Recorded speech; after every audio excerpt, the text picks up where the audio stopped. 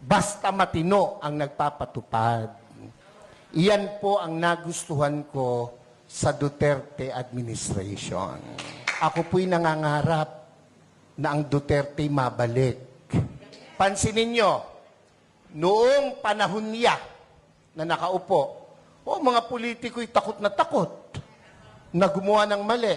Pati pulis, pati sundalo, takot. Aba, biglang, anong nangyari?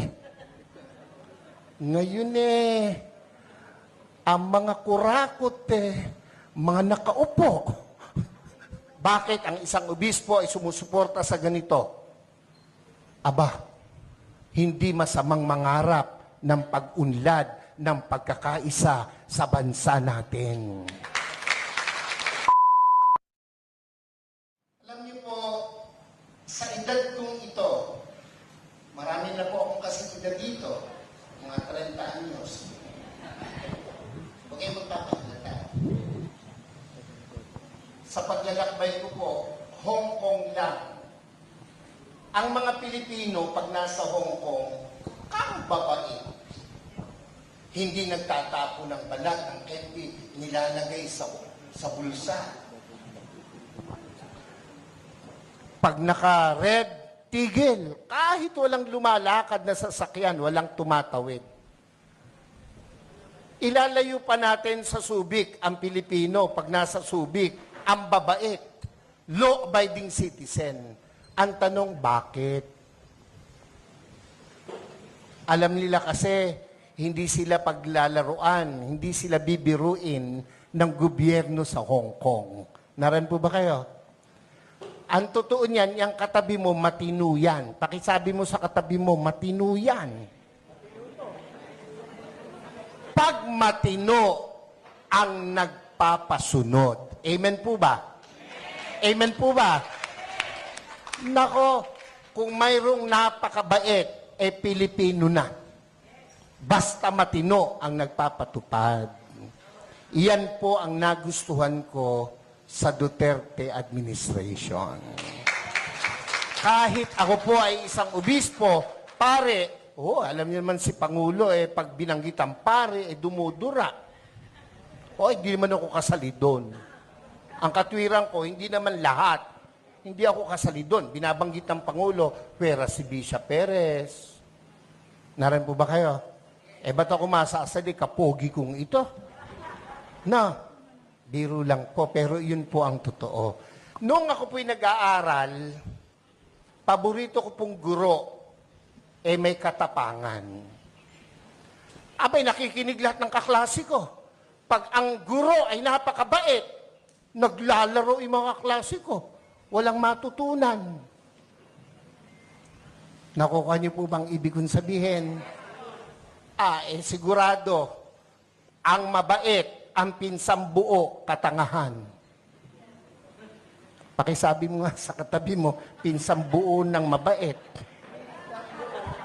katangahan.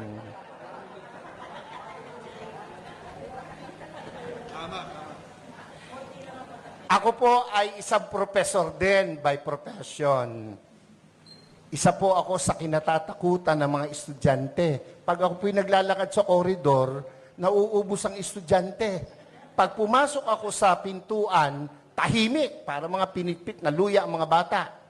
Pero isa lang ang aking sinisigurado, may matututunan ang mga bata sa akin. Kaya po, ako ay kinatatakutan, pero pinakamamahal ng mga estudyante. Naran po kayo. Naran po kayo. Ako po'y nangangarap na ang Duterte mabalik. Yung mga hindi pumalakpak, bahala kayo. Naran po kayo. Pansinin nyo, noong panahon niya na nakaupo, mga politiko'y takot na gumawa ng mali. Pati pulis, pati sundalo, takot. Aba, biglang,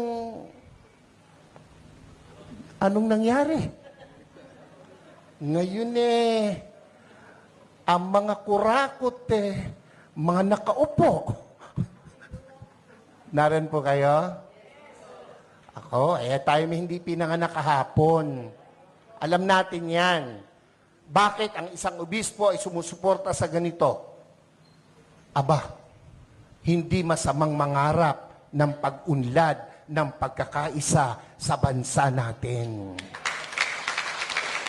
Kung hindi tayo magsasalita at kikilos, kung hindi tayo magpapakita ng puwersa, ng lakas, sino ang gagawa nito? No, kung palakpak lang, hindi mo magawa, lalo na sa rally, hindi mo kaya. Yung makasigaw ng Amen! Oy, yan yung matatapang. Yung mga hindi nakikain lang yun. Yung mga ganon, Kumain lang yun ng